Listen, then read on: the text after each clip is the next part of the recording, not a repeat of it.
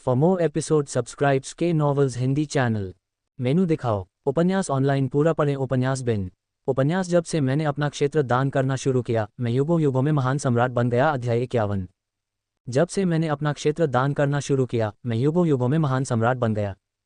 सी 51। Pub Future द्वारा विज्ञापन। अध्याय 51। क्या आप बदला लेना चाहते हैं और अपने राष्ट्र को नष्ट करने वाले एन किंगडम, पेन किंगडम और शान किंगडम को मिटा देना चाहते हैं ताकि उन्हें विलुप्त होने की कड़वाहट का स्वाद चखने दिया जा सके? लिन बेइफान ने मुस्कुराते हुए कहा। मो साम्राज्य के सम्राट ने बिना किसी हिचकिचाहट के सिर हिलाया। बेशक, अगर संभव हो तो मैं आपके ज़िया साम्राज्य को भी नष्ट करना चाहूँगा। लिन बेइफान क्रोधित हो गया। लॉन्ग पाव पाव, अपने शब्दों पर ध्यान दो। यह मैं नहीं था जिसने तुम्हारे मो साम्राज्य को नष्ट किया था। मो साम्राज्य के सम्राट ने नाराजगी से घूरते हुए कहा, अगर तुम नहीं होते तो क्या मैं 600,000 सैनिकों को खो देता? अगर तुम्हारी हरकतों की वजह से मेरी सेना कमज़ोर नहीं होती तो क्या तीनों साम्राज्य हमला करते? इसलिए असली अपराधी तुम ही हो। ठीक है, अगर आप कीचड़ उछालने पर आमादा हैं तो मैं कुछ नहीं कर सकता। वैसे भी मैं तो बस एक मूर्ख सम्राट हूँ जो पहले से ही इतनी गंदगी में सना हुआ है। एक और बाल्टी में क्या हर्ज है? अब मैं आपसे बस इतना पूछना चाहता हूँ, क्या आप उन 3 राज्यों का विनाश करना चाहते हैं? बेशक मैं इसका सपना देखता हूँ। मो साम्राज्य के सम्राट ने दांत पीसते हुए कहा। मैं आपकी मदद कर सकता हूँ। लिन बेइफान ने जोर से कहा। तुम मेरी मदद करोगे? तुम मेरी मदद कैसे कर सकते हो? मो साम्राज्य के सम्राट ने हैरान होकर पूछा। बेशक, उन्हें मिटाकर। आखिरकार एक बार जब आपका मो किंगडम खत्म हो जाएगा तो वे मेरे पीछे आएंगे। ये सच है। मो साम्राज्य के सम्राट को अपने दुर्भाग्य पर खुशी हुई। शांग साम्राज्य और एन साम्राज्य दोनों को बिना भेदभाव के अपमानित करना आपकी अपनी गलती है। अब जब मो साम्राज्य खत्म हो गया है तो वे स्वाभाविक रूप से आपके पीछे पड़ जाएंगे। आपके अच्छे दिन खत्म हो गए हैं। मुझे उम्मीद है कि आप लंबे समय तक टिके रहेंगे और मेरे जैसे बर्बाद देश और घर के साथ खत्म नहीं होंगे, बिना देश के राजा बन जाएंगे। हाँ हाँ, आपकी शुभकामनाओं के लिए धन्यवाद। लिन बेइफान ने हंसते हुए कहा। यह कहा जा सकता है कि हमारे आपसी हित एक जैसे हैं। मैं जितना ज़्यादा समय तक टिकूंगा उन्हें उतना ही ज़्यादा नुकसान होगा। क्या आप सहमत नहीं हैं? पब फ्यूचर द्वारा विज्ञापन। आप जो कहते हैं वह सच है। हालांकि मेरे दुश्मन का दुश्मन जरूरी नहीं कि मेरा दोस्त हो, लेकिन आप सभी को एक दूसरे से लड़ते देखकर मुझे बहुत खुशी होती है। मो किंगडम सम्राट ने कहा। लेकिन आप ये भी जानते हैं कि हमारा देश छोटा है और हमारे लोग कमज़ोर हैं, उनसे निपटना बहुत मुश्किल है। तो क्या आपको अब कुछ सहायता नहीं देनी चाहिए, जैसे मैंने आपको एन किंगडम और शांत किंगडम को रोकने में मदद की थी? मो राज्य के सम्राट ने हाथ फैलाए। मैं भी आपकी मदद करना चाहता हूँ, लेकिन मेरे पास कुछ भी नहीं है। मैं आपकी क्या मदद कर सकता हूँ? लिन बेइफान ने अर्थपूर्ण स्वर में कहा। नहीं, आपके पास कुछ है और वह भी बहुत कुछ। मो साम्राज्य के सम्राट की पलकें झपकने लगी। मुझे नहीं पता कि तुम किस बारे में बात कर रहे हो। मैं, एक गिरे हुए राष्ट्र का सम्राट, क्या कर सकता हूँ? लिन बेइफान ने झुककर चालाकी से फुसफुसाते हुए कहा, दिखावा बंद करो। क्या तुम्हारे पास अभी भी महान ली राजवंश में 5 मिलियन टेल का धन नहीं है? इसे सौंप दो और मैं तुम्हारी और तुम्हारे परिवार की जान बख्श दूंगा। कैसा रहेगा? मो राज्य के सम्राट का दिल जोरों से धड़कने लगा। उसका चेहरा पीला और लाल हो गया। वह कैसे जानता था? वह कैसे जान सकता था? उसने केवल अपने करीबी लोगों को ही बताया, और उसने अभी अभी उन्हें सूचित किया था। क्या उनमें कोई देशद्रोही हो सकता है? वह कौन व्यक्ति है जिसने मुझे धोखा दिया? लिन बेइफान ने मो साम्राज्य के सम्राट के कंधे को थपथपाया और मुस्कुराते हुए कहा, मुझे उम्मीद है कि आप ईमानदारी से सब कुछ बता देंगे। मेरे लिए इसे मुश्किल मत बनाए। ये जानते हुए कि अब और बहस करना बेकार है, मो साम्राज्य के सम्राट ने नाक से कुड़ी। क्या आपको लगता है कि अगर मैं आपको बता दूं तो आप मुझे और मेरे परिवार को छोड़ देंगे? मुझे नहीं लगता कि आप इतने दयालु होंगे। जब ऐसा ही है तो कुछ भी कहने का क्या फ़ायदा है? पब फ्यूचर द्वारा विज्ञापन। लांग पाव पाव, दूसरों को अपने मानकों से मत आंकिए। लिन बेइफान ने मुस्कुराते हुए कहा, अगर तुम होते तो तुम किसी को नहीं जाने देते, लेकिन मैं अलग हूँ। मेरी नज़र में तुम किसी भी तरह से खतरा नहीं हो। मैं तुम्हें रिहा करूं या नहीं, इससे कोई फर्क नहीं पड़ता। मो साम्राज्य के सम्राट ने कहा, क्या तुम्हें डर नहीं है कि मैं बदला लेने के लिए वापस आऊंगा, तुम्हारी जमीनें जब्त कर लूंगा और तुम्हारा सिर काट लूंगा? डरो मत। भले ही तुम्हें एक और मौका दिया जाए, 2 मौके, 3 मौके या यहाँ तक कि अनगिनत मौके, फिर भी तुम मुझे नहीं हरा सकते। लिन बेइफान ने बड़े अहंकार के साथ कहा। उसका स्वर मोटे आत्मविश्वास से भरा था। मो राज्य के सम्राट का शरीर एक बार फिर कांप उठा, क्योंकि उन्हें लगा कि लिन बेइफान के शब्द खाली बातें नहीं थे बल्कि आत्मविश्वास थे। आत्मविश्वास शक्ति पर आधारित है। पिछले दिनों की पराजय को याद करते हुए उसे लगा कि उसने अपने सामने बैठे मूर्ख सम्राट को शायद कम आंका था। मो साम्राज्य सम्राट ने गंभीर अर्थ के साथ कहा, ऐसा लगता है कि मैंने दुनिया के बाकी सभी लोगों के साथ आपको कम आंका है। तारीफ के लिए धन्यवाद। आप ऐसा कहने वाले पहले व्यक्ति हैं। लिन बेईफान ने हल्की मुस्कान के साथ जवाब दिया। अच्छा, मैं तुम्हें 5 मिलियन टेल दे सकता हूँ, लेकिन बदले में मुझे कुछ और चाहिए। अगर तुम सहमत नहीं हो तो भले ही तुम मुझे और बाकी सभी को मार दो, मैं कभी नहीं बोलूंगा। मो साम्राज्य के सम्राट ने दृढ़ता से घोषणा की। क्या शर्त है? चलो सुनते हैं, लिन बेईफान ने मुस्कुराते हुए कहा। मो साम्राज्य के सम्राट ने ऊंची आवाज में कहा, आज से मैं और मेरा परिवार आपके ज़िया साम्राज्य में रहेंगे। आप हम पर नज़र रख सकते हैं और हमारी गतिविधियों पर प्रतिबंध भी लगा सकते हैं, लेकिन आपको हमारी सुरक्षा सुनिश्चित करनी होगी। इसके अलावा आपको बाहरी दुनिया को ये घोषणा करनी होगी और सभी को बताना होगा। क्या आपकी हिम्मत है? लिन बेईफान को आश्चर्य हुआ, दूसरे पक्ष ने वास्तव में ये शर्त प्रस्तावित की थी। हम वर्तमान में भर्ती कर रहे हैं। CNKRJP अनुवादकों मित्लर्स का स्वागत है। डिस्कॉर्ड सर्वर URL पबफ्यूचर द्वारा विज्ञापन। संपर्क टॉस साइट मैप दान करें मेनू दिखाओ। उपन्यास ऑनलाइन पूरा पढ़ें। उपन्यास बिन। उपन्यास जब से मैंने अपना क्षेत्र दान करना शुरू किया, मैं युगों युगों में महान सम्राट बन गया। अध्याय 52। जब से मैंने अपना क्षेत्र दान करना शुरू किया, मैं युगों युगों में महान सम्राट बन गया। C52 पबफ्यूचर द्वारा विज्ञापन। अध्याय 52। लेकिन करीब से विचार करने पर यह सब बिल्कुल सही लगा। सबसे पहले वे लिन बेईफान के हाथों में आ गए थे। उनका जीवन उसके नियंत्रण में कसकर जकड़ा हुआ था। वे जीवित रहें या मरें, ये लिन बेईफान की मर्जी पर निर्भर था। चाहे वह 5 लाख टेल का पता बताए या नहीं, वह अपनी सुरक्षा की गारंटी नहीं दे सकता था। हालांकि स्थिति को इस स्थिति में बदलना अलग था। जब तक वह इसे सार्वजनिक करते रहेंगे, उन्हें जनमत का समर्थन प्राप्त होता रहेगा। सम्राट के रूप में लिन बेईफान को अपनी प्रतिष्ठा का बहुत ख्याल था और वह कार्रवाई करने में कुछ हिचकिचाहट महसूस करते थे। इसके अलावा लिन बेईफान के इलाके में रहने से किसी पर नज़र रखी जा सकती है और उसे घर में नज़रबंद भी किया जा सकता है, जिससे कोई खतरा नहीं रह जाता। लिन बेईफान के लिए मारना या न मारना अप्रासंगिक हो गया है। इस तरह वास्तव में कोई भी व्यक्ति अपने जीवन को सुरक्षित रख सकता है। हालांकि लिन बेईफान के लिए इस स्थिति के अपने फायदे और नुकसान हैं। निस्संदेह इसका लाभ ये हुआ कि उन्हें 50 लाख टेल चांदी प्राप्त हुई, जो उनके छोटे से राज्य के लिए 2 वर्षों के लिए राष्ट्रीय खजाने की आय के बराबर थी, जो विकास के लिए एक बहुत बड़ी राशि थी। इस विशाल राशि से ज़िया साम्राज्य का विकास तेजी से होगा। जहां तक नुकसान की बात है, चूंकि दूसरा पक्ष मो साम्राज्य का भगोड़ा राजा है, इसलिए उसे अनिवार्य रूप से एन साम्राज्य, पेंग साम्राज्य और शांग साम्राज्य के लिए कांटे के रूप में देखा जाता है, और वे सभी उससे छुटकारा पाने के लिए उत्सुक होंगे। इसलिए लिन बेईफान को उसकी पूरी सुरक्षा सुनिश्चित करने के लिए कड़ी मेहनत करनी होगी और साथ ही उसे भागने से भी रोकना होगा। पक्ष विपक्ष को तौलने के बाद लिन बेईफान फिर भी सहमत होना चुनता है। इसमें कोई मदद नहीं है। प्रस्ताव बहुत उदार था। लिन बेईफान ने ताली बजाई और हंसते हुए कहा, वास्तव में जो सम्राट रहा है वही सबसे बेहतर जानता है। मैं इसके लिए आपकी प्रशंसा करता हूं और मैं आपकी शर्तें स्वीकार करता हूं। मो साम्राज्य के सम्राट ने जोर से कहा, अच्छा। एक सज्जन का शब्द। उसका बंधन है। Ads by Pub Future. Bet 100 and get 400 across platform. Get 10% weekly cashback. Bet 100 and get 400 across platform. Get 10% weekly cashback.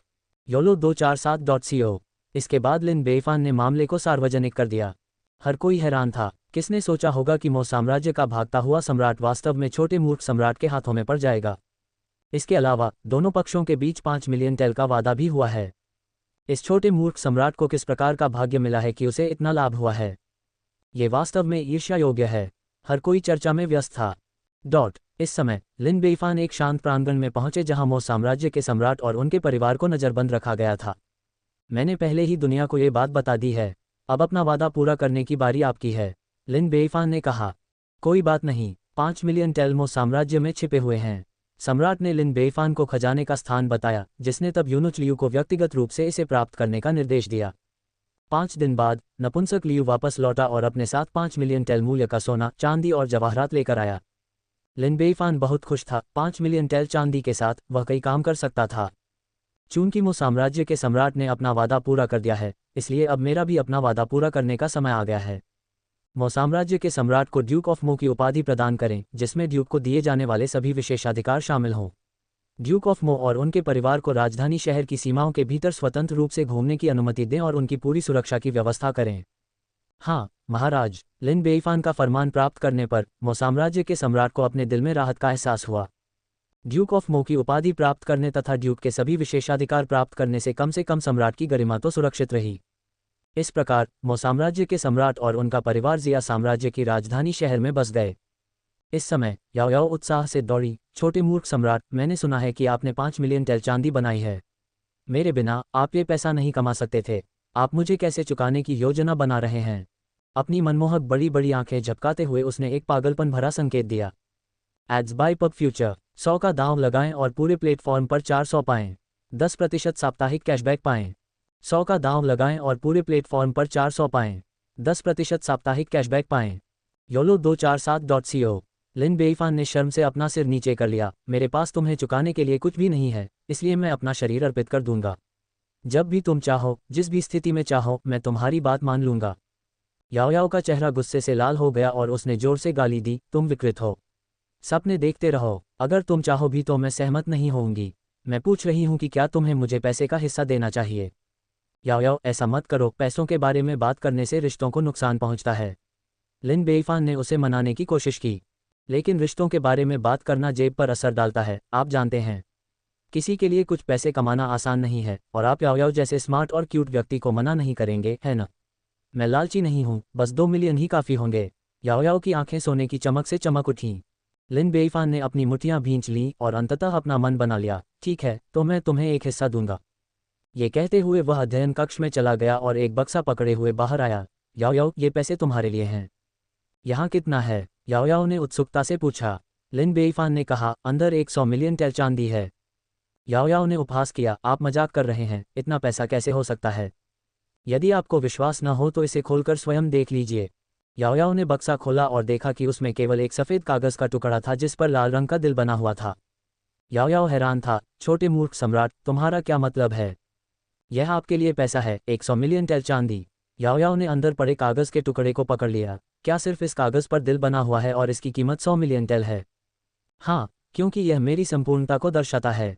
ये पूर्णता पर एक शब्द क्रीड़ा है जो चीनी भाषा में 100 मिलियन जैसा लगता है।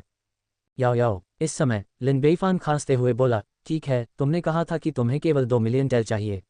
मैंने तुम्हें 100 मिलियन टेल दिए हैं, इसलिए तुम्हें मुझे 98 मिलियन टेल वापस देने होंगे, धन्यवाद। याओ याओ, एक पल के बाद लिन बेईफान, ओह ओह ओह, TLN नोवेल अपडेट्स पर 2 समीक्षाओं के लिए धन्यवाद। मैं आज बहुत कुछ पोस्ट करने की कोशिश करूंगा। हम वर्तमान में भर्ती कर रहे हैं। CNKRJP अनुवादकों मिथलस का स्वागत है। Discord server URL ads by Pub Future. The best odds and biggest menu दिखाओ। उपन्यास ऑनलाइन पूरा पढ़ें। उपन्यास बिन। उपन्यास जब से मैंने अपना क्षेत्र दान करना शुरू किया, मैं युगों युगों में महान सम्राट बन गया। अध्याय 53। जब से मैंने अपना क्षेत्र दान करना शुरू किया, मैं युगों युगों में महान सम्राट बन गया। C53 पब फ्यूचर द्वारा विज्ञापन। अध्याय 53। इस समय मो साम्राज्य के सम्राट पहले से ही ज़िया साम्राज्य की राजधानी में बस गए थे। लिन बेईफान ने उसे एक हवेली दी थी, साथ ही एक ड्यूक के योग्य व्यवहार भी दिया था, इसलिए मो किंगडम के सम्राट और उनके दल को अपने रहने के खर्च के बारे में चिंता करने की ज़रूरत नहीं थी। हालांकि वे बहुत ज़्यादा आलीशान नहीं थे, लेकिन कम से कम उन्हें खाने और कपड़ों की कोई चिंता नहीं थी। हालांकि मो साम्राज्य के सम्राट को अभी भी अपने दिल में बहुत व्यथित महसूस हुआ। आखिरकार वह एक पूरे राष्ट्र का शासक हुआ करता था, लेकिन अब वह एक बंदी बनकर रह गया था। भले ही उसके पास ड्यूक का दर्जा और व्यवहार था, लेकिन उसके पास कोई वास्तविक शक्ति नहीं थी और सम्मान से उसका पतन बहुत बड़ा था। इसलिए उसे अपने मन को शांत करने के लिए टहलने जाने का मन हुआ। उसने लिन बेईफान द्वारा भेजे गए गार्ड से पूछा, क्या मैं इस बूढ़े आदमी को टहलने के लिए बाहर जाने दे सकता हूँ? गार्ड ने सम्मानपूर्वक उत्तर दिया, महाराज, आप ऐसा कर सकते हैं। महामहिम ने आदेश दिया है कि जब तक आप राजधानी शहर नहीं छोड़ते, तब तक आप स्वतंत्र रूप से घूम सकते हैं। अच्छा, तो चलो बाहर घूमने चलते हैं। मो साम्राज्य का सम्राट खड़ा हुआ और अपने निवास से बाहर चला गया। वह अपना मन साफ करना चाहता था, लेकिन साथ ही वह ये भी देखना चाहता था कि आखिर वह कहाँ असफल हुआ था। राजधानी शहर की व्यस्त सड़कों पर चलते हुए उन्होंने देखा कि गाड़ियों और घोड़ों का निरंतर प्रवाह, लोगों का कभी न खत्म होने वाला प्रवाह और विक्रेताओं की अनवरत चीखें, ये सब शहरी जीवन के सार से भरे हुए थे।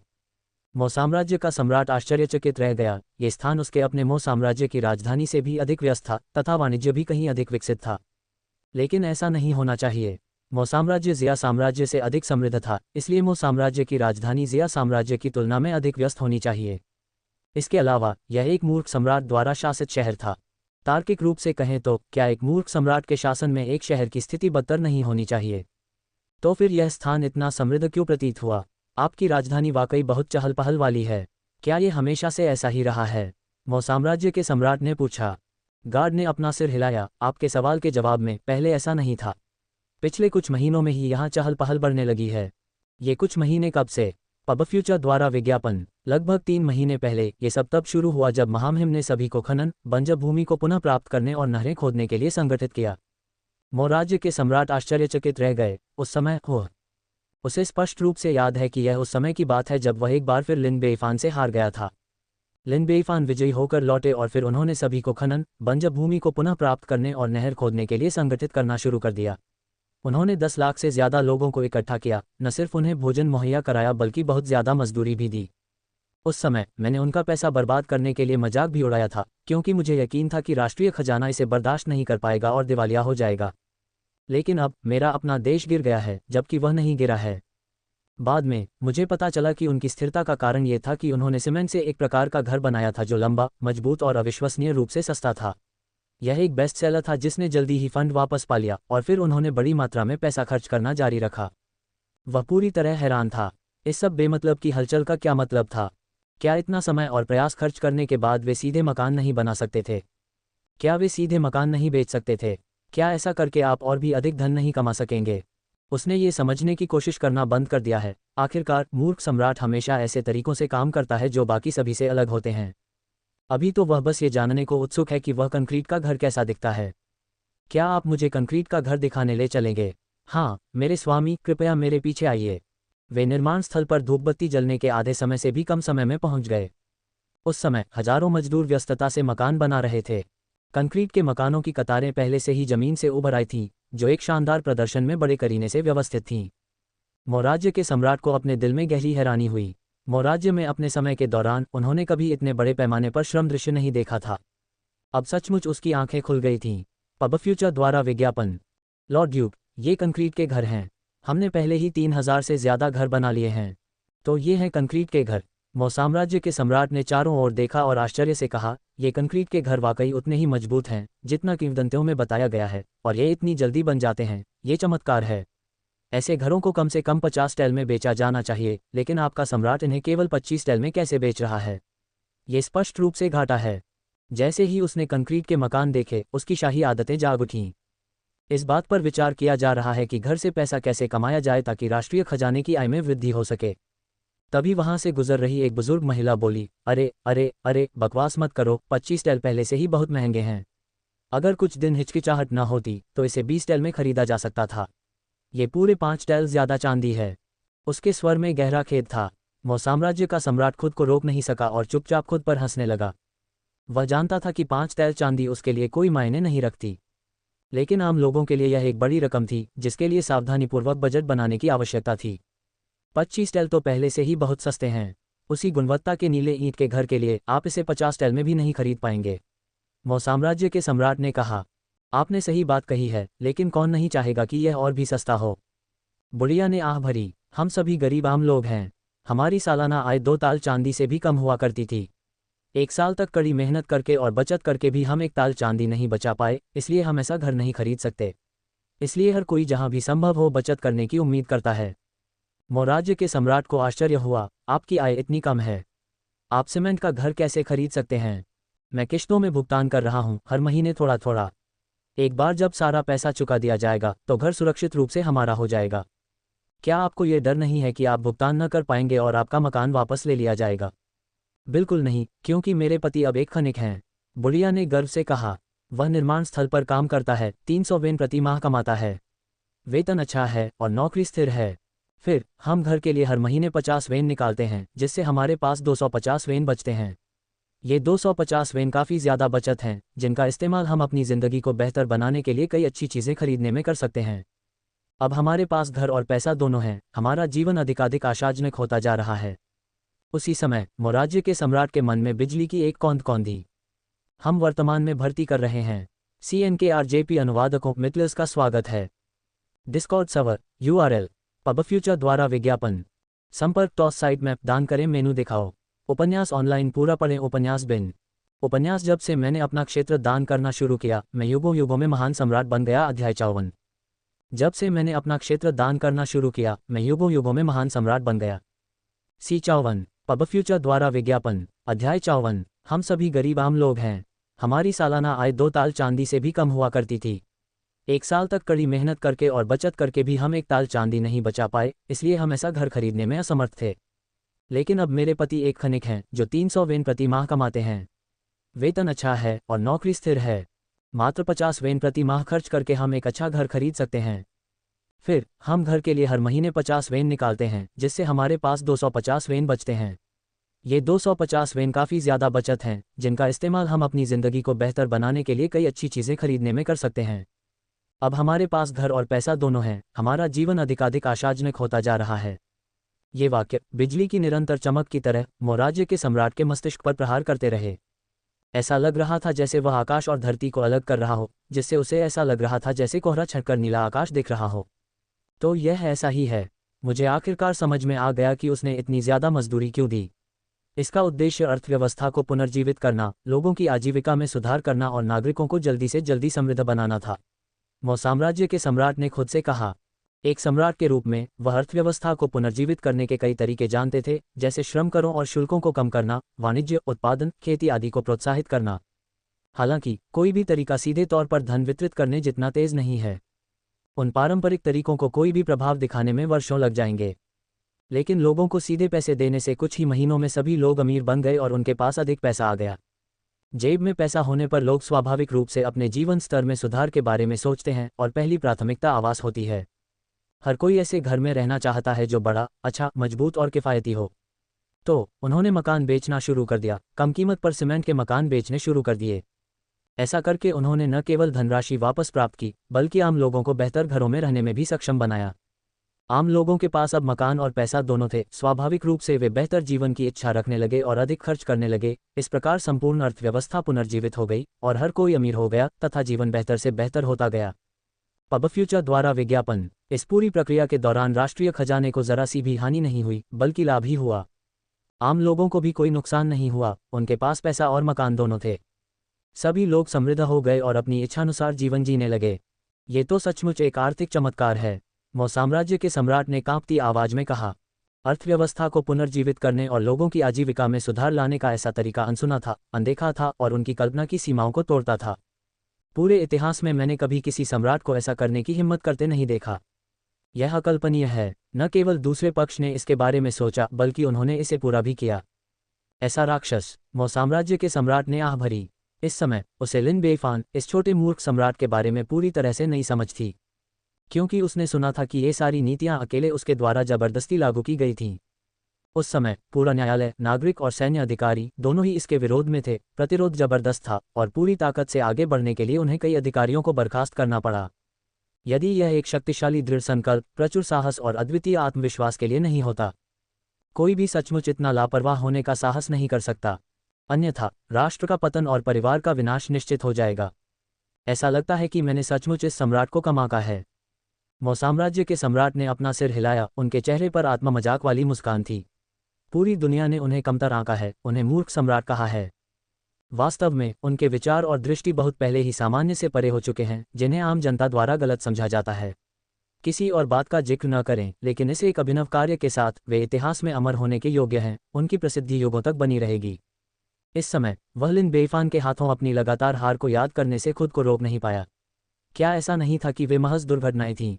पब फ्यूचर द्वारा विज्ञापन। उन्होंने यह मानने से बिल्कुल इनकार कर दिया कि सम्राट, जो दुनिया की भलाई के लिए ऐसी परोपकारी रणनीतियां तैयार करने में सक्षम एक राक्षस है, ऐसे मूर्खतापूर्ण कार्य करेगा। इस प्रकार एकमात्र स्पष्टीकरण ये था कि सब कुछ ये जानबूझकर किया गया था। उन्होंने लिन बेईफान के साथ टकराव के बाद से हुई हर घटना की समीक्षा शुरू कर दी। उन्होंने हुआझो लौह खदान पर से नियंत्रण छीनने के लिए भारी कीमत चुकाई थी, लेकिन जब उनकी सेना और घोड़े वहां पहुंचे तो खदान ध्वस्त हो गई। क्या ऐसा हो सकता है कि लौह खदान के संसाधन पहले ही समाप्त हो चुके थे, बेकार हो चुके थे और इसीलिए उसे बेच दिया गया? आखिरकार यदि भूमिगत हिस्सा खोखला हो गया हो तो क्या ढह जाना सामान्य बात नहीं है। लोहे की खदान के ढहने के बाद उसने हमला करने के लिए सेना भेजी, लेकिन फिर एक भी शहर पर कब्जा किए बिना पीछे हट गया। क्या ऐसा हो सकता है कि उसने ऐसा सिर्फ उसे भड़काने के लिए किया था, ताकि वह अपनी सेना को ज़िया साम्राज्य पर हमला करने के लिए ले जाए? अपने सैनिकों को क्षेत्र में ले जाने के बाद भूकंप आया, जिसके परिणामस्वरूप सैनिकों और जनरलों की मृत्यु हो गई। क्या उसे पहले से पता था कि वहां भूकंप आएगा? ये बात कुछ हद तक अविश्वसनीय लगती है, लेकिन ऐसे राक्षसी प्रतिभाशाली प्रतिद्वंद्वी के साथ, ऐसी दुनिया में जहां कई असाधारण लोग हैं, ये पूरी तरह से असंभव नहीं है। उन्होंने उन सभी व्यापारियों को मार डाला जो कीमतें बढ़ा रहे थे। उन्हें अपने पीछे के कुलीन परिवारों का भी कोई डर नहीं था। क्या ऐसा हो सकता है कि उसने पहले से ही कोई रास्ता निकाल लिया है, जिसके कारण वह सभी कुलीन परिवारों को अपमानित करने का साहस कर रहा है? बाद में ये साबित हो गया कि वास्तव में उनका एक अज्ञात प्रमुख बाहरी शक्ति के साथ व्यापारिक लेन देन था। यही कारण है कि आपूर्ति कभी समाप्त नहीं हुई। ये सोचते ही मो साम्राज्य के सम्राट को पसीना आ गया। इस समय बूढ़ी महिला पहले ही जा चुकी थी, लेकिन मो साम्राज्य का सम्राट विचारों में खोया हुआ वहीं खड़ा रहा। उसका चेहरा पीला और लाल हो रहा था तथा उसकी पीठ पसीने से भीगी हुई थी। महाराज, बहुत देर हो गई है, क्या हमें अपनी सैर जारी रखनी चाहिए? गार्ड ने सावधानी से पूछा, उसके गहरे चिंतन को बाधित करते हुए।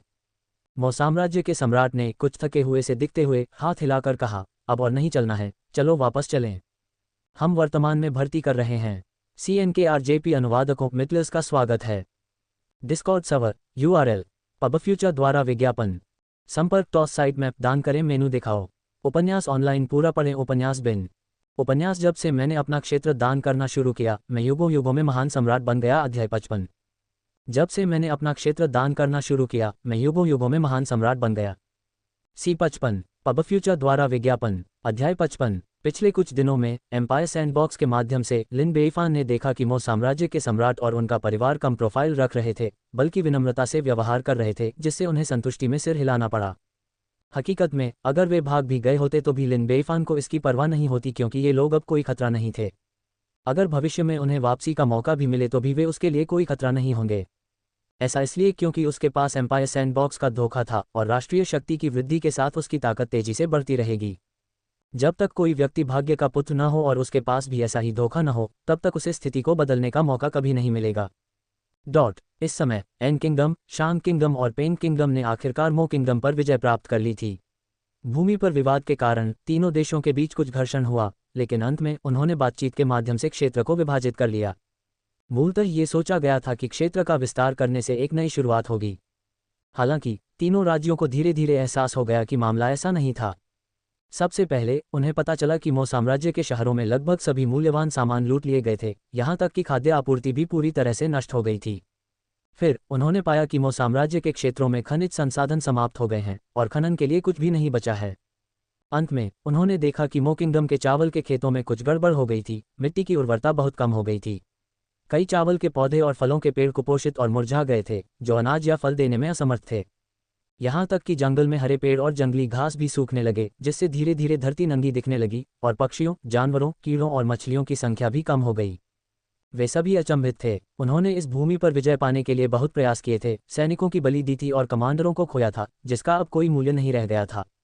इसके अलावा उनके पास खिलाने के लिए 10 लाख से अधिक लोग थे, जो पोषण के लिए तरस रहे थे।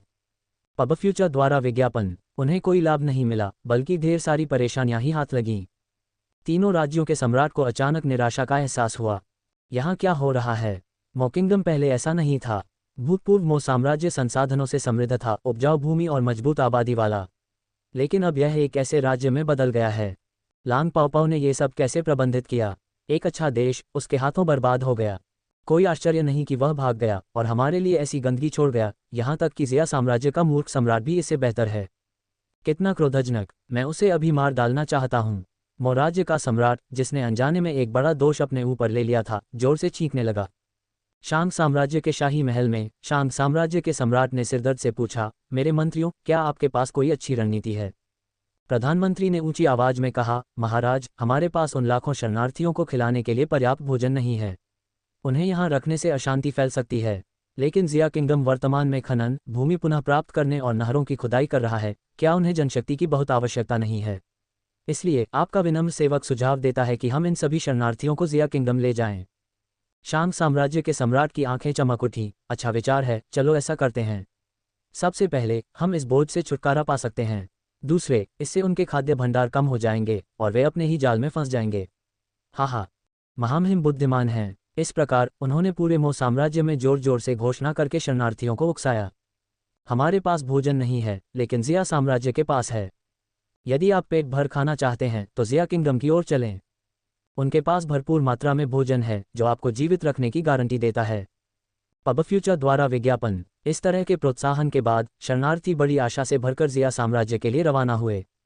इसी प्रकार 2 अन्य देशों ने भी जिया साम्राज्य की सीमाओं की ओर शरणार्थियों की एक विशाल लहर भेजी, जो लाशों की तरह झुंड में उमड़ पड़ी।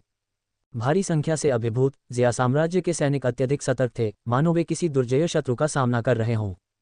आनलुशान ने अग्रिम मोर्चे पर सैनिकों का नेतृत्व करते हुए चिल्लाते हुए कहा, सैनिकों, हथियार उठाओ, उन्हें सीमा पार मत करने दो।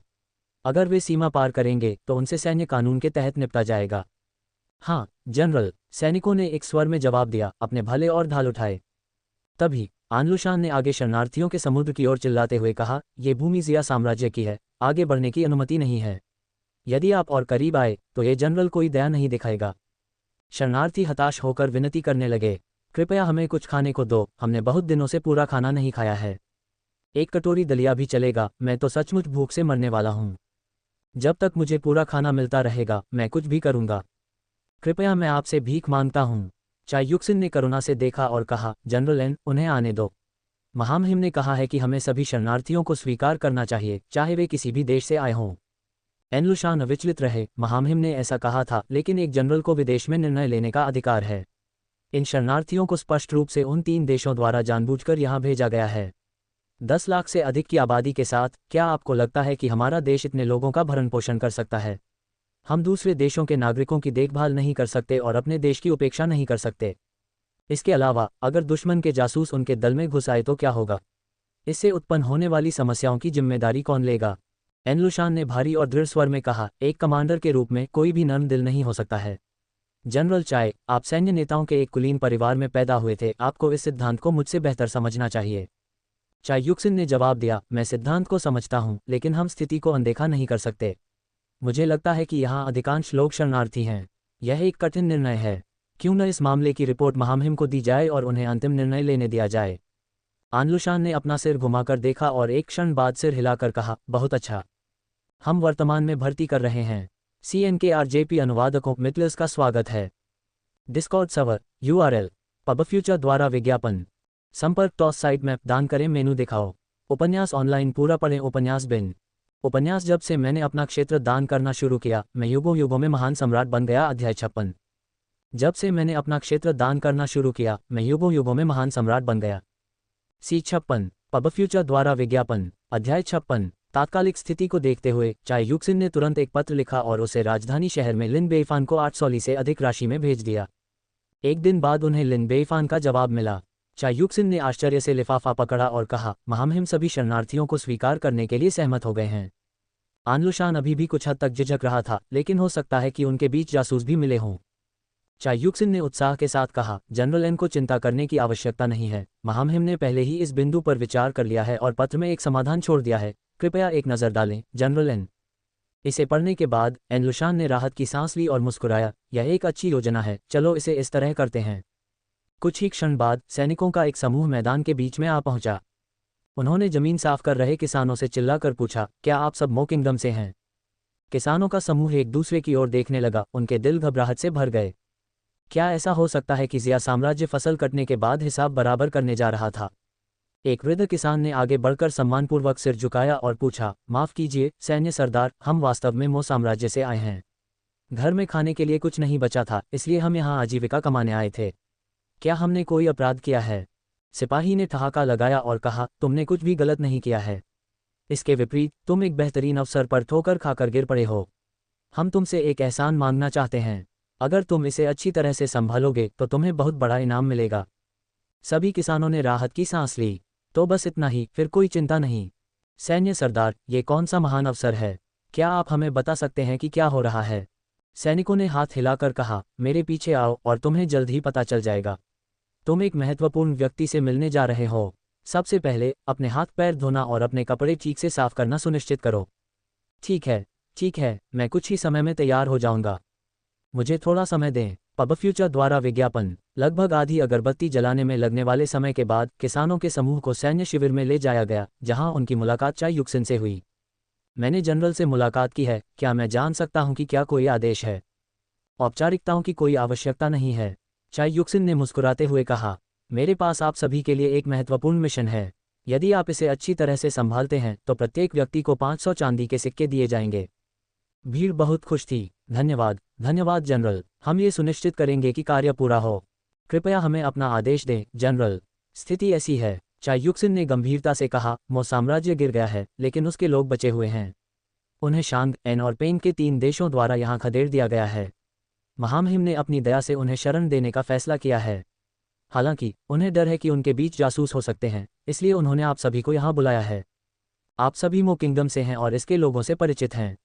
आपका मुख्य कार्य शरणार्थियों के साथ बातचीत करना और उनके लहजे, हाव भाव और दिखावट के माध्यम से मो किंगडम के असली नागरिकों की पहचान करना है। भीड़ एक बार फिर खुश हो गई। जनरल, यह आसान होगा। हम निश्चित रूप से इसे संभाल सकते हैं। हम अच्छा प्रदर्शन सुनिश्चित करेंगे। आप निश्चिंत रह सकते हैं। चाय युक्सिन ने संतोष में सिर हिलाया। अच्छा। इसके बाद चाय युक्सिन ने कई अपारदर्शी टैंक तैयार करवाए और प्रत्येक टैंक में मो साम्राज्य के कुछ लोगों को न्यायाधीश के रूप में नियुक्त किया ताकि वे अपने अपने देशवासियों का चयन कर सकें। फिर उसने लाखों शरणार्थियों को जोर से चिल्लाकर कहा, महामहिम शरणार्थियों को प्राप्त करने में दयालु हैं। हालांकि केवल वे ही लोग जो परीक्षा पास करेंगे, उन्हें आजीविका की तलाश करने और खाने के लिए देश में प्रवेश करने की अनुमति दी जाएगी।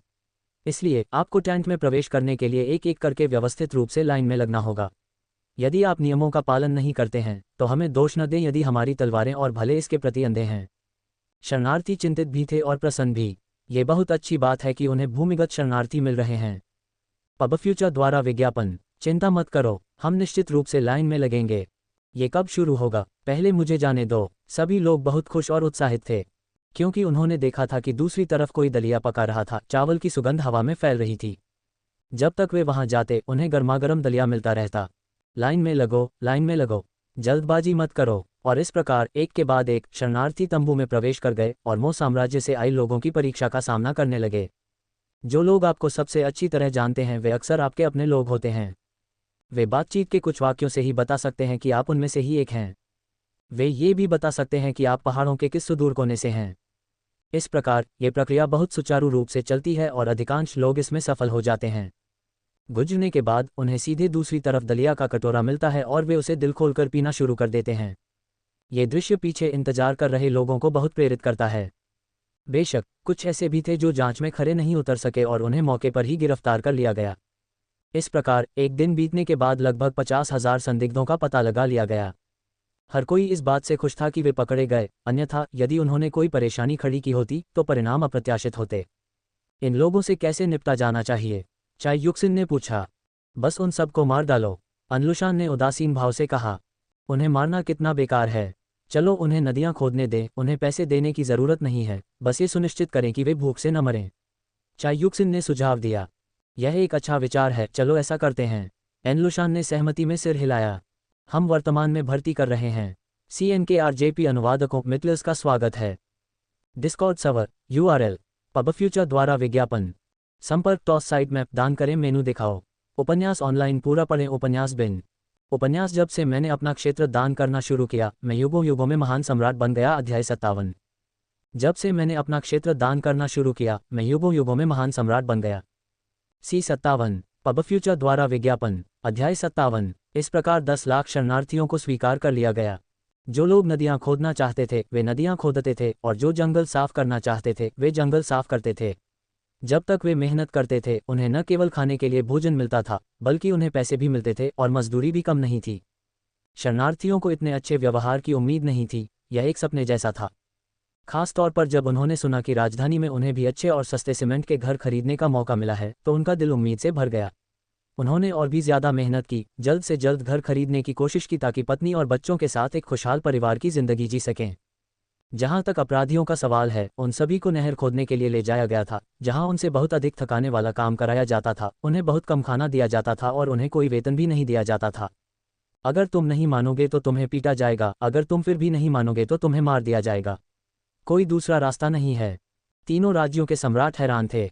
उन्होंने जो जासूस भेजे थे वे कोई भी सूचना वापस नहीं भेज पाए थे। बाद में कुछ जांच के बाद उन्हें पता चला कि उनके सभी लोग जड़ से उखाड़ दिए गए थे और अब वे नहर खोद रहे थे और मौत से भी बदतर जीवन जी रहे थे। प्रत्येक राज्य के सम्राट अचंभित रह गए। उन्होंने अपने लोगों को शरणार्थियों के बीच घुसपैठ करने के लिए भेजा था ताकि वे अंदर बाहर से हमला कर सकें और जिया साम्राज्य को चौंका सकें। उन्होंने अपनी विशिष्ट सेनाएं भेज दी थीं, लेकिन अंत में उनका कोई प्रभाव नहीं पड़ा, वे सब खत्म हो गए। मेरा दिल दुखता है। भूल जाओ, मैं अभी इस नाराजगी को याद रखूंगा। शरणार्थियों को अपने संसाधन खत्म करने दो। सम्राट केवल इसी तरह से खुद को सांत्वना दे सकते थे। उन्हें क्या पता था कि लिन बेईफान उस समय चुपके से हंस रहा था। डिंग, खिलाड़ियों की संख्या और राष्ट्रीय शक्ति में वृद्धि के कारण आपकी ताकत भी समान रूप से बढ़ी है। इनाम, किलिन आर्म्स की एक जोड़ी। किलिन भुजा, किलिन के रक्त से उत्परिवर्तित एक अंग, तलवारों और भालों से अप्रभावित, दिव्य हथियारों के बराबर आश्चर्यजनक शक्ति वाला। किसने सोचा था कि आपके द्वारा भेजी गई जनसंख्या मेरी ताकत में इजाफा करेगी? हा 10 लाख शरणार्थी किसी भी देश के लिए बोझ होंगे, लेकिन एम्पायर सैंडबॉक्स के मालिक के लिए यह बिल्कुल विपरीत था। पबफ्यूचर द्वारा विज्ञापन। एम्पायर सैंडबॉक्स में राष्ट्रीय शक्ति की गणना में जनसंख्या को भी शामिल किया गया। जितने अधिक लोग और उनकी गुणवत्ता जितनी अधिक होगी, राष्ट्रीय शक्ति उतनी ही मजबूत होगी। इसलिए यद्यपि उसके पास 10 लाख से अधिक शरणार्थी थे, फिर भी उसकी राष्ट्रीय शक्ति वास्तव में बढ़ गई। यही कारण है कि लिन बेइफान ने उन्हें लेने में संकोच नहीं किया। एक बार जब इन शरणार्थियों की गुणवत्ता में सुधार हो जाएगा तथा वे आम लोगों या धनी लोगों में तब्दील हो जाएंगे, तो राष्ट्रीय शक्ति फिर से उभरेगी। लिन बेइफान ने अपने हाथ फैलाए और दोनों हथेलियों से लपटें निकलने लगी। आग चारों ओर घूमने लगी, जिससे 2 अग्नि किलिनों के दहाड़ते हुए सिर हल्के से दिखाई देने लगे। यह अविनाशी किलिन भुजा है जिसे उसने अभी अभी प्राप्त किया है, जो ब्लेड और भालों से अप्रभावित है। इसकी शक्ति अद्भुत है, दिव्य अस्त्रों के बराबर। लिन बेइफान को लगता है कि अपनी सच्ची क्यूई का उपयोग किए बिना भी एक मुक्का इन्हें को उड़ा सकता है। यदि वह सच्ची क्यूई का उपयोग करे तो उसकी शक्ति 3 गुना से भी अधिक बढ़ जाएगी। वह तो इन्हें रियल इंपीरियल क्यूई स्तर के मास्टर से भी मुकाबला कर सकता था। बहुत बढ़िया, मैं इस इनाम से बहुत खुश हूँ। लिन बेइफान बेहद खुश हैं। जब भी वह बहुत उत्साहित होता तो वह कुछ असामान्य काम करने के बारे में सोचता। इस प्रकार लिन बेइफान ने अग्रिम पंक्ति के सैनिकों को एक पत्र लिखा। 3 राज्यों के गठबंधन एन, शांग और पेंग ने वास्तव में शरणार्थियों को जिया साम्राज्य में फैला दिया है, जिससे हमारा बोझ बढ़ गया है। मैं हद से ज्यादा क्रोधित हूँ। मैं जनरल चाई युक्सिन को मोकिंगडम के क्षेत्र पर आक्रमण करने के लिए 100,000 कुलीन सैनिकों का नेतृत्व करते हुए भाले के रूप में कार्य करने का आदेश देता हूँ। अपने सामने आने वाले किसी भी सैनिक को मार डालो और उन्हें एक गहरा सबक सिखाओ। जनरल एन लुशान को कवर प्रदान करना है और हमारे राष्ट्र के द्वारों की रक्षा भी करनी है। ये पत्र पाकर दोनों जनरल पूरी तरह अचंभित रह गए। मो राज्य के क्षेत्र में सेना का नेतृत्व करें, किसी भी सैनिक को देखते ही मार डालो। यह ऐसा कृत्य था जो एक साथ तीनों राज्यों को अपमानित करेगा।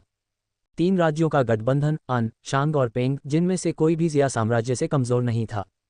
इससे पहले जिया साम्राज्य ने पहले ही एन साम्राज्य और शांग साम्राज्य को पूरी तरह से नाराज कर दिया था और अब उन्होंने पेंग को भी सूची में जोड़ दिया है। सम्राट सचमुच मृत्यु का अर्थ नहीं जानता। कितना मूर्ख सम्राट। पबफ्यूचर द्वारा विज्ञापन। दोनों सेनापति बहुत देर तक चुप रहे। अंततः चाई युक्सिन ने बोलते हुए पूछा, जनरल एन, आपकी क्या राय है और क्या किया जा सकता है? बेशक, मुझे लड़ना ही होगा। आखिरकार यह महामहिम का आदेश है और मुझे उसका पालन करना ही होगा, अनलुशान ने बड़ी थकान के साथ कहा। हालांकि लिन बेइफान के साथ कई महीनों के बाद उसने लिन बेइफान की मूर्खतापूर्ण कार्रवाइयों के प्रति एक निश्चित प्रतिरक्षा विकसित कर ली थी। हालांकि आज वह एक बार फिर उससे चकित था। उसे सचमुच संदेह था कि एक दिन वह किसी शत्रु के हाथों नहीं बल्कि अपने ही विनाशकारी राजा के हाथों मरेगा। ठीक है, तो मैं आज सेना इकट्ठी कर लूंगा और कल निकल पड़ूंगा। चाई युक्सिन ने सिर हिलाया। तर्क ने उसे बताया कि यह गलत था, लेकिन एक कमांडर के रूप में वह वास्तव में युद्ध में जाना चाहती थी। युद्ध के मैदान में अपनी सेना का नेतृत्व करते हुए, भेड़ियों को भगाते हुए और बाघों को निगलते हुए उसने भेड़ियों के निवास को सील कर दिया और एक अमर विरासत की स्थापना की। इसलिए वह मौन रूप से लिन बेइफान के मूर्खतापूर्ण व्यवहार को मंजूरी देती है। इस लड़ाई के खत्म होने के बाद मैं वापस जाकर उस बदमाश से निपटूंगा। चलो उसे सिखाते हैं कि खिलवाड़ न करे।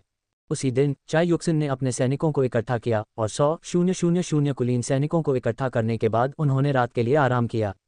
अगले दिन वह 100,000 कुलीन सैनिकों को लेकर मो साम्राज्य के क्षेत्र में चली गई।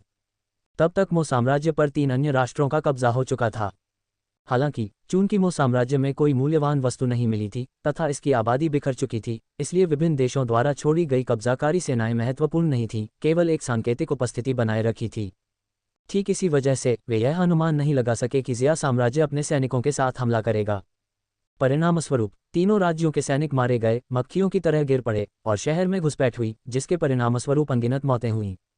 चाई युक्सिन, जिसके पास जन्मजात शक्ति थी, इस धरती पर उसकी बराबरी कोई नहीं कर सकता था। जैसे शरद ऋतु की हवा गिरे हुए पत्तों को उड़ा ले जाती है, उसने अपने पीछे किसी को जीवित नहीं छोड़ा। उसने इतनी निर्दयता से हत्या की कि लोगों की हड्डियां तक कांप उठीं। एक के बाद एक शहर गिर गया। मोकिंगडम एक बार फिर खून से सना हुआ था। जब इस घटना की खबर फैली तो पूरी दुनिया स्तब्ध रह गई। हम वर्तमान में भर्ती कर रहे हैं। CNKRJP अनुवादकों मितलर्स का स्वागत है। डिस्कॉर्ड सर्वर URL पबफ्यूचर द्वारा विज्ञापन। संपर्क टॉस साइट मैप दान करें मेनू दिखाओ। उपन्यास ऑनलाइन पूरा पढ़ें। उपन्यास बिन। उपन्यास जब से मैंने अपना क्षेत्र दान करना शुरू किया, मैं युगों युगों में महान सम्राट बन गया। अध्याय 58। जब से मैंने अपना क्षेत्र दान करना शुरू किया, मैं युगों युगों में महान सम्राट बन गया।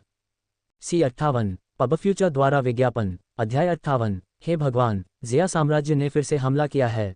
ये जवाबी हमला इतना अचानक और अप्रत्याशित था कि इसने सभी को अचंभित कर दिया। ये स्पष्ट रूप से प्रतिशोध की कार्रवाई है, 3 देशों द्वारा शरणार्थियों को भगाने के प्रति प्रतिशोध।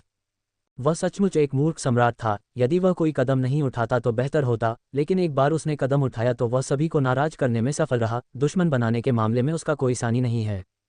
तीनों राष्ट्र क्रोधित हैं। इस बार ज़िया साम्राज्य वास्तव में समाप्त हो गया है। जैसा कि सभी को उम्मीद थी, 3 राज्यों अन, शांग और पेंग सम्राटों का गठबंधन बेहद उग्र था।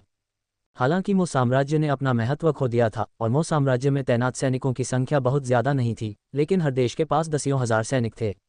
अब उन्हें आसानी से नष्ट कर दिया गया था, जैसे खरबूजे काटना और सब्जियां काटना। कौन नाराज नहीं होगा। परिणामस्वरूप उन्होंने अपनी अपनी सेनाएं भेज दीं। प्रत्येक देश ने 200,000 सैनिक भेजे, जो कुल मिलाकर 600,000 सैनिक थे, जो 3 तरफ से मो साम्राज्य पर हमला करने के लिए तैयार थे। उनमें से अन और शांग ज़िया साम्राज्य की सीमा से घुस आए, जिससे मो साम्राज्य से उनका पीछे हटना बंद हो गया। हालांकि चाय युक्सिन के पास केवल 100,000 सैनिक थे और उसके पीछे हटने का मार्ग टूट जाने के कारण स्थिति अत्यंत खतरनाक थी। मो किंगडम के एक शहर में चाय युक्सिन ने शहर में विदेशी सैनिकों का सफाया करने के लिए अपनी 100,000 की सेना का नेतृत्व किया था। उसका शरीर खून से लथपथ था, उसकी जानलेवा आभा बढ़ रही थी और एक भयंकर और घातक उपस्थिति स्पष्ट थी। जनरल, अब हमें क्या करना चाहिए? एक कमांडर ने पूछा। इस समय वे पहले से ही जानते थे कि वे 3 राज्यों की सेनाओं से घिरे हुए थे, सूखा राशन खा रहे थे और मौके पर आराम कर रहे थे। अच्छी तरह आराम करो, खूब खाओ पियो और अगली लड़ाई के लिए तैयार हो जाओ, चाय युक्सिन ने गहरी आवाज में कहा। जनरल, क्या हमें उसी रास्ते से वापस लौटना चाहिए जिस रास्ते से हम आए थे? कमांडर ने फिर पूछा। चाय युक्सिन ने अपना सिर हिलाया। नहीं, मुझे डर है कि एन किंगडम और शांग किंगडम ने पहले ही हमारे पीछे हटने के रास्ते बंद कर दिए हैं। उस रास्ते से वापस जाना सीधे जाल में फंसने जैसा होगा, इसलिए हमें कोई दूसरा रास्ता खोजना होगा। जनरल, आप जो भी कहें कि हमें लड़ना चाहिए, वैसे ही लड़ना चाहिए। जनरल, हम आपके नेतृत्व का अनुसरण करेंगे, भीड़ ने एक स्वर में प्रतिक्रिया दी। पब फ्यूचर द्वारा विज्ञापन। इस अवधि के दौरान चाय युक्सिन ने हमेशा अग्रिम मोर्चे पर बहादुरी और निडरता के साथ अपनी सेना का नेतृत्व किया था और जबरदस्त प्रतिष्ठा स्थापित की थी। अच्छा, सब लोग निश्चिंत रहें, मैं आप सभी को जल्द ही वापस ले जाऊंगा, चाय युक्सिन ने जोर से कहा। फिर भी उसकी आंखों में चिंता की झलक दिखी। उसके पास जन्मजात शक्ति थी और वह निश्चित रूप से आक्रमण को तोड़कर भागने में सक्षम थी, लेकिन यही बात उसके सैनिकों के लिए नहीं कही जा सकती थी। हालांकि एक कमांडर के रूप में उनकी जिम्मेदारी थी कि वे अपने सैनिकों को वापस लाएं, चाहे कुछ भी हो। खाने पीने से तृप्त होने के बाद वे पुनः चल पड़े, लेकिन उन्हें अपनी मंजिल का पता नहीं था। इस बीच सीमा पर तैनात अनुलुशान बहुत परेशान था। वह चाय युक्सिन की सेना के साथ समन्वय स्थापित करने तथा उनकी सुरक्षित वापसी सुनिश्चित करने के लिए जिम्मेदार थे। लेकिन जब आन और शांग दोनों राष्ट्रों ने समान सैन्य शक्ति के साथ 200,000-20,000 सैनिक सीमा पर तैनात कर रखे हैं, तो युद्ध कैसे लड़ा जा सकता है? यदि वह अपना मिशन पूरा करने में असफल रहा तो उसके अच्छे दिन खत्म हो जाएंगे। आखिरकार चाय युक्सिन न केवल ग्रैंड जनरल की बेटी थी, बल्कि सम्राट की बचपन की प्रेमिका भी थी। अगर कुछ भी गलत हुआ तो उसे उसके पद से हटा दिया जाएगा, चाहे उसकी उपलब्धियां कितनी भी बड़ी हों या उसकी योग्यताएं कितनी भी असाधारण हों। पश्चाताप से भरकर उसने मन ही मन सोचा, यह युद्ध कभी नहीं लड़ा जाना चाहिए था। सचमुच यह मूर्ख सम्राट ही था जिसने हमें विनाश की ओर धकेल दिया। तभी उन्हें आश्चर्यजनक समाचार मिला। महामहिम लिन बेईफान वास्तव में 200,000 की सेना के साथ आ गए थे। आनलुशान चौंका। महाराज, यह क्या है? लिन बेईफान ने धूर्तता से मुस्कुराते हुए कहा, मैं युद्ध करने आया हूँ। आनलुशान अचंभित रह गया। युद्ध छेड़ें? किसके खिलाफ? जो कोई भी मुझे परेशान करेगा, मैं उससे लड़ूंगा। लिन बेईफान ने सही कहा। 3 राज्यों के गठबंधन अन, शांग और पेंग ने मेरे सैनिकों को धमकाने की हिम्मत की। मैं इस तरह का अपमान कैसे बर्दाश्त कर सकता हूँ? इसलिए मुझे जवाबी हमला करना चाहिए और उन्हें अपनी ताकत दिखानी चाहिए। एक लुशान ने लगभग मुंह भर खून थूक दिया। पब फ्यूचर द्वारा विज्ञापन।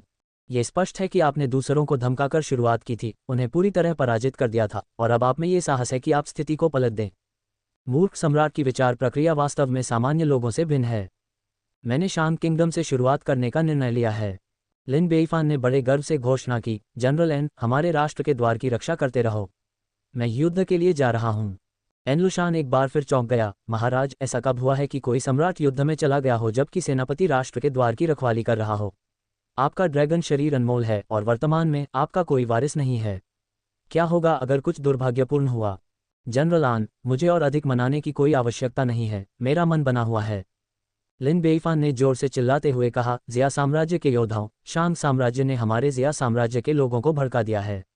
ये देवताओं और मनुष्यों दोनों के लिए एक अपमान है और उन्हें स्वर्ग और पृथ्वी द्वारा दंडित किया जाएगा। कमांडरों और सैनिकों, मेरे आदेश का पालन करें, शांग साम्राज्य में मेरे पीछे चलें और इतिहास में अपनी छाप छोड़ें। शुल्क। लिन बेइफान के गरजते हुए युद्धघोष के बाद वे शांग साम्राज्य की ओर बढ़े। आनलुशान भारी मन से शक्तिशाली सेना को जाते हुए देख रहा था। इस समय शांग साम्राज्य के 200,000 सैनिक मो साम्राज्य की ओर आकर्षित हुए और कुछ सेनाएं एनलुशान द्वारा रोक दी गईं, जिससे सीमा थोड़ी कमजोर हो गई। वे कभी अनुमान नहीं लगा सकते थे कि ज़िया साम्राज्य एक बड़ी सेना के साथ हमला करेगा।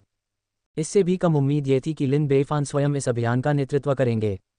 लिन बेइफान के नेतृत्व में सेना के सभी सदस्य कुलीन थे, जो कमजोरों पर अपनी ताकत से हमला करते थे। उनकी संख्या भी कम थी। वे बिना किसी प्रयास के पूरे इलाके में छा गए। इस प्रकार शांग साम्राज्य के क्षेत्र एक के बाद एक गिरते गए। जो लोग इस मामले से परिचित थे वे बहुत स्तब्ध रह गए। क्या ज़िया साम्राज्य वास्तव में इस समय शांग साम्राज्य में सेना भेज रहा है? क्या वे झाओ को बचाने के लिए वेई को घेरने की कोशिश कर रहे हैं? और यह मूर्ख सम्राट स्वयं ही अभियान का नेतृत्व कर रहा है। अब 3 प्रमुख राष्ट्रों का सामना करते हुए ज़िया साम्राज्य सैन्य शक्ति के मामले में गंभीर रूप से नुकसान में है। स्थिति बेहद खतरनाक है। व्यक्तिगत रूप से सैनिकों का नेतृत्व करना और खुद को दुश्मन के इलाके में पहुंचाना, वह क्या सोच रहा है? क्या वह मौत की तलाश में है? ये बहुत जोखिम भरा और आक्रामक है। अगर कुछ गलत हो गया तो क्या होगा? उसका कोई वारिस नहीं बचा है। अगर कोई दुर्घटना हो गई तो पूरा देश बर्बाद हो जाएगा। यह मूर्ख सम्राट देर सवेर यह अपना ही पतन कर देगा। हम वर्तमान में भर्ती कर रहे हैं। CNKRJP अनुवादकों मित्लर्स का स्वागत है। डिस्कॉर्ड सर्वर URL पबफ्यूचर द्वारा विज्ञापन। संपर्क टॉस साइट मैप दान करें मेनू दिखाओ। उपन्यास ऑनलाइन पूरा पढ़ें। उपन्यास बिन। उपन्यास जब से मैंने अपना क्षेत्र दान करना शुरू किया, मैं युगों युगों में महान सम्राट बन गया। अध्याय 59। जब से मैंने अपना क्षेत्र दान करना शुरू किया, मैं युगों युगों में महान सम्राट बन गया। C59 पबफ्यूचर द्वारा विज्ञापन। अध्याय 59। इस समय यह खबर स्वाभाविक रूप से तीनों राज्यों तक पहुंच गई थी। खास तौर पर शांग साम्राज्य के सम्राट, जो बेहद क्रोधित थे। उस मूर्ख सम्राट ने वास्तव में हम पर हमला करने के लिए अपने सैनिकों का नेतृत्व करने की हिम्मत की और एक दिन में 5 शहरों पर विजय प्राप्त की। कितनी बेतुकी बात है। वह मेरी बिल्कुल भी परवाह नहीं करता। महामहिम, कृपया अपना गुस्सा शांत करें। हालांकि यह मामला वाकई गुस्सा दिलाने वाला है, लेकिन ये बिना अवसर के नहीं है, प्रधानमंत्री ने झुककर मुस्कुराते हुए कहा। वह मूर्ख सम्राट लापरवाही से काम कर रहा है और हमारे पास आया है, जो एक जाल में फंसने के बराबर है। महाराज, हम उसे पकड़ने के लिए पूरी तरह से एक बड़ी सेना भेज सकते हैं। फिर क्या ज़िया साम्राज्य हमारे हाथों में नहीं आ जाएगा? शांग राज्य के सम्राट ने ताली बजाई और कहा, प्रधानमंत्री जी, आप सही कह रहे हैं। चूंकि वह आ गया है, इसलिए हमें उसे जाने नहीं देना चाहिए। चलो बस दरवाज़ा बंद कर दें और कुत्ते को पीटें। क्या ये ठीक रहेगा? हाँ। महामहिम के शब्द बहुत बुद्धिमानी भरे हैं। हालांकि महामहिम, हमारे पास वर्तमान में घरेलू स्तर पर केवल 300,000 सैनिक हैं। मुझे डर है। यदि हमारे पास पर्याप्त सैनिक नहीं हैं, तो मो राज्य से सैनिकों को वापस बुला लो। शांग राज्य के सम्राट ने उग्रता से कहा। मैं यह मानने से इनकार करता हूं कि देश भर से 500,000 सैनिकों की तैनाती के बावजूद हम उसे यहां नहीं रख सकते। इस प्रकार मो साम्राज्य को तुरंत एक आदेश भेज दिया गया। शांग साम्राज्य की सेना, जो चाय युक्सिन की सेना को घेर कर हमला कर रही थी, जल्दी से पीछे हट गई। चाय युक्सिन को तुरंत ही यह समाचार मिल गया, जनरल, किसी कारण से शांग साम्राज्य की सेना पीछे हट गई है, जिससे एक जगह खाली हो गई है। हम पूरी तरह से टूटकर वहां से वापस आ सकते हैं, एक प्रसन्न अधिकारी ने बताया। एक जनरल ने संदेह व्यक्त किया, क्या इसमें कुछ छल हो सकता है? ये बहुत संभव है। किसी को जांच के लिए भेजो। चाय युक्सिन ने गहरी आवाज में आदेश दिया।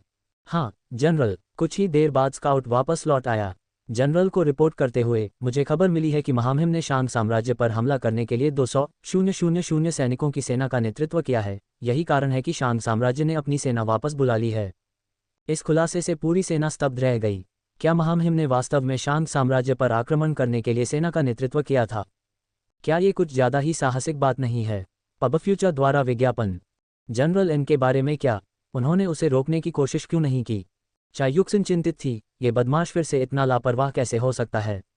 अदालत में बेतहाशा व्यवहार करना एक बात है, लेकिन अब हम युद्ध की बात कर रहे हैं। वह अकेले ही सेना को दुश्मन के इलाके में ले जा रहा है। अगर कुछ हो गया तो क्या होगा? जनरल, अब हमें क्या करना चाहिए? चाय युक्सिन ने तत्काल कहा, आप सभी को तुरंत पीछे हटना होगा। और आपका क्या कहना है जनरल? मैं महामहिम को बचाने के लिए जा रहा हूँ। इन शब्दों के साथ वह जमीन से उछली, आकाश में उड़ी और अपनी गतिशीलता के कौशल के साथ वह शांग साम्राज्य की ओर शान से उड़ी। इस बीच लिन बेइफान, जो क्षेत्रों पर विजय पाने में व्यस्त था, बहुत प्रसन्न था। उसके दो मिशन थे, पहला मो साम्राज्य में फंसे सैनिकों को बचाना और उनका ध्यान बटाना, और दूसरा शांग साम्राज्य के संसाधनों पर कब्जा करना। जैसे जैसे वह आगे बढ़ता गया, एक के बाद एक किले पर कब्जा करता गया, उसके राष्ट्र की शक्ति तेजी से बढ़ती गई। लोहे की खदान मेरी है, इसे हटाओ। कोयला खदान भी मेरी है, इसे हटाओ। उपजाऊ भूमि भी मेरी है। हे, ये सब मेरा है, सारा सामान पैक करो और इसे ले जाओ। लिन बेइफान बहुत खुश हुआ, युद्ध करना वास्तव में सबसे लाभदायक व्यवसाय था। उसी समय एक जनरल ने दौड़कर रिपोर्ट दी, महाराज, हमें पीछे से खबर मिली है। शांग साम्राज्य ने मो साम्राज्य से 200,000 सैनिकों को वापस बुलाकर शांग साम्राज्य के भीतर हमें घेरने के लिए भेजा है। हमें पीछे हटना होगा। लिन बेइफान को पहले से ही इस बात का पता था और वह बहुत शांत था। कोई जल्दी नहीं है, चलो थोड़ी देर और लड़ते हैं। अंततः कार्रवाई करने के बाद वापस लौटने से पहले व्यक्ति को भरपेट खाना चाहिए। लेकिन महाराज, तभी कवच पहने एक व्यक्ति दूर से उड़ता हुआ आया। पबफ्यूचर द्वारा विज्ञापन। पूरी सेना घबरा गई, सभी लोग सावधान रहें। इसकी कोई ज़रूरत नहीं है, ये हमारा अपना ही है। लिन बेइफान ने अपना हाथ हिलाया। कुछ क्षण बाद वह आकृति निकट आ गई। ये चाय युक्सिन थी, जो हवा और बिजली की गति से मो साम्राज्य से आई थी। शांत लिन बेइफान को देखकर उसके अंदर क्रोध उमड़ पड़ा, जिसे बाहर निकलने का कोई रास्ता नहीं मिल पाया। हालांकि कई जनरलों की मौजूदगी को देखते हुए वह केवल लिन बेइफान को एक कोने में खींच सकती थी। अपनी आवाज़ को दबाते हुए वह उग्र रूप से बोली, लिन बेइफान, तुम क्या सोच रहे थे? तुम अकेले अपने सैनिकों को दुश्मन के इलाके में कैसे ले जा सकते हो? तुम अब सिर्फ एक व्यक्ति नहीं हो, तुम जिया साम्राज्य के सम्राट हो। तुम लापरवाही से काम नहीं कर सकते, क्या तुम समझते हो? क्या तुम्हें लगता है कि मैं तुम्हें अनुशासित नहीं करूंगी? उसका हाथ पहले से ही आगे बढ़ चुका था। लिन बेइफान के कान को पकड़कर उसे दंडित करने के लिए तैयार था। लिन बेइफान ने आह भरी, मुझे पता है कि यह गलत था, लेकिन जिस क्षण मैंने सुना कि तुम मो किंगडम में फंस गए हो, मैं खुद को नियंत्रित नहीं कर सका। क्योंकि मुझे पता था कि अगर मैं व्यक्तिगत रूप से कार्रवाई करता हूं तो ही मैं उन्हें वापस लुभा सकता हूं। देखो, क्या यह अब काम नहीं आया है? लिन बेइफान ने राहत के साथ चाय युक्सिन को देखा। ये देखकर कि आप सुरक्षित हैं, मैं निश्चिंत हो सकता हूं। चाय युक्सिन के पास और भी कई शब्द थे जो वह उस पर फेंकना चाहती थी, लेकिन लिन बेइफान की व्याख्या सुनने के बाद वह खुद को अवाक पाती है। उसकी नाक में खटास महसूस हो रही थी, फिर भी उसका दिल मिठास से भरा था।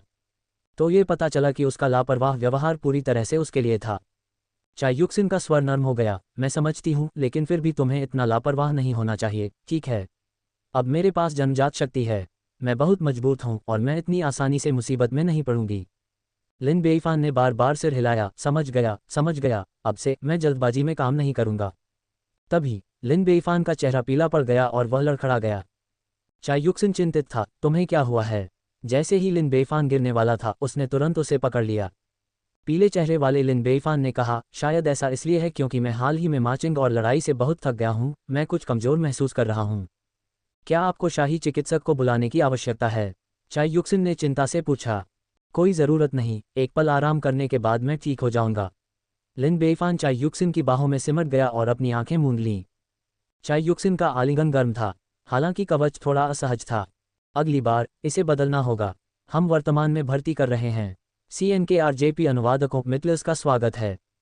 डिस्कॉर्ड सर्वर URL पबफ्यूचर द्वारा विज्ञापन। संपर्क टॉस साइट मैप दान करें मेनू दिखाओ। उपन्यास ऑनलाइन पूरा पढ़ें। उपन्यास बिन उपन्यास जब से मैंने अपना क्षेत्र दान करना शुरू किया, मैं युगों युगों में महान सम्राट बन गया। अध्याय 60।